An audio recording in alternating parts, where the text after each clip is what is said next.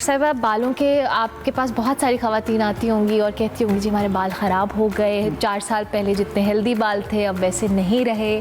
क्या क्या इश्यूज़ हैं और क्यों हो रहे हैं ये इश्यूज़ बाल के? देखें, जिस तरह अभी हम बात भी कर रहे थे कि जो स्टाइलिंग है इस वक्त, पहले ये होता था कि आप ओकेजनली कभी कर रहे होते थे। अब क्योंकि अगर छोटी बच्चियाँ भी हैं, वो स्कूल कॉलेजेस जाते हुए भी कर रही होती हैं और डेली रूटीन में वो चीज़ शामिल हो चुकी हुई है। अब जाहिर है कि अगर आप इतनी ज़्यादा ओवर हीट देंगे बालों को तो उसमें जो प्रॉब्लम्स आते हैं वो आपके बाल ब्रिटल हो जाते हैं, फ्रिजी हो जाते हैं, ड्राइनेस यानी कि मॉइस्चर उसमें से ख़त्म हो रहा है। आपका जो बेसिकली आपके बालों का आप कह लें कि बिल्डिंग ब्लॉक है, दैट इज़ केराटिन, वो डैमेज हो जाता है, जिसकी वजह से आपको आमतौर पे ये होता है कि बाल आप कहते हैं जी दरमियान में से टूटने लग गए हैं, ठीक है, और आपको उड़े हुए बाल महसूस हो रहे होते हैं। स्प्लिट एंड्स बहुत कॉमन है इसकी वजह से। अच्छा, उसके अंदर अब किया क्या जा सकता है कि जो आपके स्प्लिट एंड्स हैं उसके लिए आपको एक तो ये कि एवरी 2 मंथ्स आपको बेहतर है कि आप स्प्लिट एंड्स को रिमूव करवाएं, क्योंकि उसके लिए कोई हल नहीं है जो स्प्लिट हो गए हैं बाल, ठीक है। लेकिन अगर आपको इनिशियली लग रहा है कि दे आर ब्रिटल, ठीक है, और आपको लग रहा है कि सिर्फ ड्राइनेस है, तो उसको आप डिफरेंट ट्रीटमेंट के साथ बेहतर कर सकते हैं। अच्छा, एक और चीज़ इंपॉर्टेंट ये है कि अक्सर लोग कंडीशनर इस्तेमाल कर रहे होते हैं डेली रूटीन के अंदर। मैं पर्सनली कंडीशनर्स के इतने हक में नहीं हूँ। अच्छा। हेयर मास्क आपको इस्तेमाल करना चाहिए। कंडीशनर एक टेम्प्रेरी चीज़ है जो आपको बिल्कुल जैसे ही आप इस्तेमाल करते हैं तो वो एक आपको नीट लुक दे देती है, सॉफ्ट हो जाते हैं आपके बाल। लेकिन that is temporary, that is not a treatment. अगर आप उसकी जगह कोशिश करें कि आप हेयर मास्क इस्तेमाल करें तो वो बेसिकली आपके जो बालों की हेल्थ है उसको बेहतर करेगा, और क्योंकि आप उसको रूट्स में भी लगा सकते हैं। कंडीशनर के साथ सबसे बड़ा प्रॉब्लम ये होता है कि अगर आप रूट्स के करीब चले जाते हैं तो वो आपकी स्कैल्प के लिए डेंजरस है। तो आपने बेसिकली कंडीशनर को भी अवॉइड करना है। इसी तरह जब आप हीटिंग टूल्स इस्तेमाल कर रहे हैं तो उसमें बहुत इंपॉर्टेंट ये है कि आपने एक तो टेम्परेचर लो रखना है, ठीक है, बहुत हाई टेम्परेचर के ऊपर बालों को आप स्टाइल नहीं करेंगे।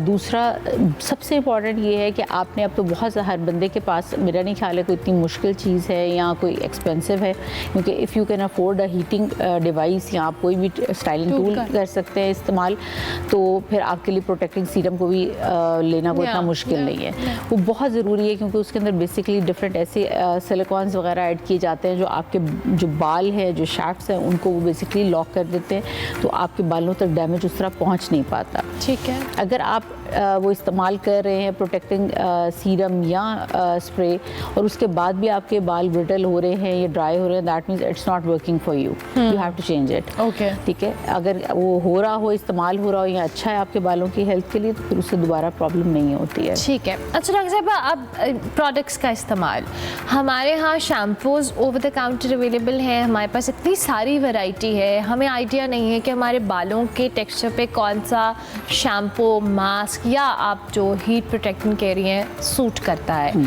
और हम इस्तेमाल करे जाते हैं, मुख्तलिफ ओवर द काउंटर चीज़ें लेते हैं, एक्सपेंसिव से एक्सपेंसिव चीज़ लेते हैं, समटाइम्स आपको सूट नहीं कर रही होती है। हमें अपने बालों की हेल्थ को मेंटेन रखने के लिए क्या, कैसे आइडिया करना चाहिए कि ये चीज़ हमारे लिए बेहतर, और सल्फेट फ्री जो शैम्पूज़ और कंडीशनर्स का कॉन्सेप्ट है इसके हवाले से भी थोड़ा गाइड करें। यस, सल्फेट फ्री जो शैम्पूज़ हैं दे आर वेरी इफ़ेक्टिव, क्योंकि वो आपके बालों की हेल्थ के लिए बहुत बेहतर होती है। देखिए, कोई भी ऐसी चीज़ जिसमें सल्फेट डाला होगा या जो कंडीशनर्स होते हैं उनके साथ प्रॉब्लम ये होता है कि वो बेसिकली आपके जो प्रॉब्लम है उसको दबा रहे हैं, ठीक है, उसको क्योर नहीं कर रहे हैं।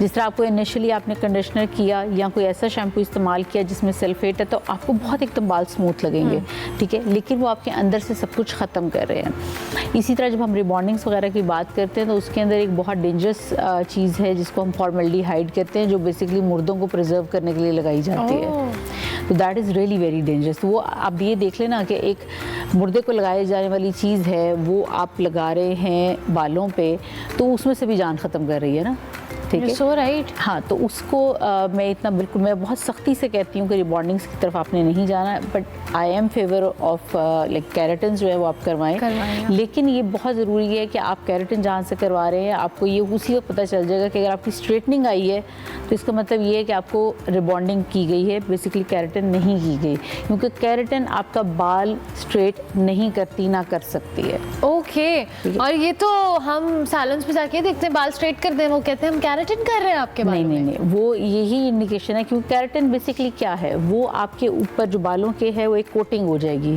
केराटिन लेयर की, वो आपके बालों को कैसे सीधा कर सकता है? बिल्कुल नहीं कर सकता, और उसको करना चाहिए भी नहीं।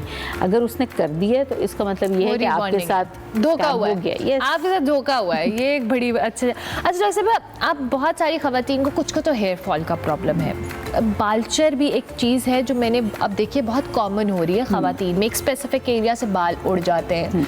कुछ कहते हैं जी ये ट्रीटेबल है, कुछ कहते हैं ये ट्रीटेबल नहीं है, इसका ज़रा बताएं क्या? नहीं, एलोपेशिया वाज ऑलवेज ट्रीटेबल, वो हमेशा से ट्रीटेबल था और अभी भी है, और उसका कोई इतना कोई मुश्किल भी ट्रीटमेंट नहीं होता। कुछ इंजेक्टेबल्स होते हैं, वहाँ लगाते हैं, 1 से 2 बार हमें लगाने पड़ते हैं और बाल आ जाते हैं दोबारा। ओके, और सेम उसी तरह से आते हैं? बिल्कुल बिल्कुल ज़बरदस्त आते हैं, मतलब उसमें। और आमतौर पे ये होता है कि अक्सर लोगों को सिर्फ एक ही दफ़ा इंजेक्ट करवाना पड़ता है, कुछ लोगों को 2 से 3 सेशंस लेने पड़ते हैं, लेकिन वो डेफिनेटली पूरे वापस आ जाते हैं।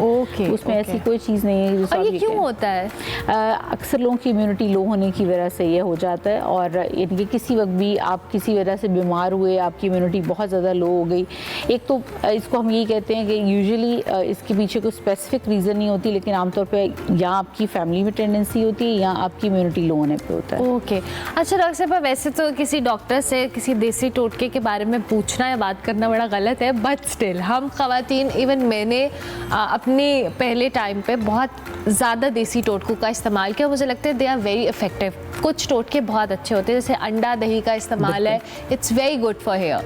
अब जो घरों में लोग अमूमन देसी टोटके कर रहे होते हैं, आर दीज टोटकास इफेक्टिव? मतलब मैं उन डॉक्टर्स में हूँ जो मानते हैं इस चीज़ को कि definitely they work for you, क्योंकि उसमें देखें हम जो इस्तेमाल कर रहे हैं आजकल वो चीज़ें डेंजरस हैं।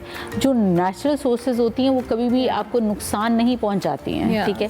सिवाय इसके कि जब आप ऑयलिंग कर रहे हैं, और अक्सर लोग जो प्रॉब्लम होती है जैसे कैस्टर ऑयल्स के साथ, यस उसके साथ ये चीज़ एसोसिएटेड है कि आपकी रीग्रोथ करते हैं, लेकिन अगर आप बहुत देर के लिए उसको छोड़ देंगे स्कैल्प पे तो आपका हेयर फॉल भी कर सकता है। अच्छा, उसकी वजह ये होती है कि आपके जो स्कैल्प है उसको ऑयल 2 घंटे से ऊपर नहीं चाहिए होता। जो पूरी ओवरनाइट लगा के सुबह उठते हैं, अपना काम करके फिर शावर लेती हैं। अच्छा, उसमें 2 प्रॉब्लम हो रहे हैं। एक तो ये कि आपने क्लॉग कर दिए सारे पोर्स, ठीक है। अब आपने एक चीज़ बंद कर दी है, उसके ऊपर ऑलमोस्ट एक ग्रीस लाइक या ऑयल लाइक एक लेयर जम गई है, ठीक है। वहाँ पे कैसे हो सकता है कि वो वहाँ पे वो चीज़ें ठीक रहें? एक ये कि आपको पता है किसी भी सरफेस पे ऑयल लगा हो तो उस पर कितनी जल्दी डर्ट या कोई भी चीज़ है वो पानी भी सही से सफाई नहीं करता, वो उसके ऊपर चिपक जाती है, ठीक है। तो आप जो अगर फर्स्ट 24 आवर्स के लिए भी आप छोड़ें तो उसमें नुकसान ये कर रहे हैं कि जो जर्म्स इधर उधर से थे वो भी बड़े आराम से अटैच हो जाएंगे। और अक्सर लोग ये समझते हैं कि ऑयलिंग करने से हमारी डैंड्रफ चली जाएगी, वो सिर्फ बैठ जाती है, वो जाती नहीं है। ऑयल से कभी भी डैंड्रफ नहीं जाती। 2 घंटे से ज़्यादा आपको ऑयल लगाने की जरूरत नहीं है, 2 घंटे में ऑयल अपना काम कर लेगा। डिजिटल मीडिया के इस तेज रफ्तार दौर में खबर वही जो बर वक्त और जामे हो। अब होंगी जदीद दौर से हम आहंग दुनिया की तमाम अहम खबरें, कभी भी कहीं भी, सिर्फ एक क्लिक की दूरी पर। खबरें होंगी सेहत और टेक्नोलॉजी की। आप जान पाएंगे सियासत और मईशत की ताजा तरीन सूरत हाल। पब्लिक न्यूज वेबसाइट के जरिए सबसे अलग, सबसे बड़ी टीम के साथ हर खबर आप तक बर वक्त। www.publicnews.com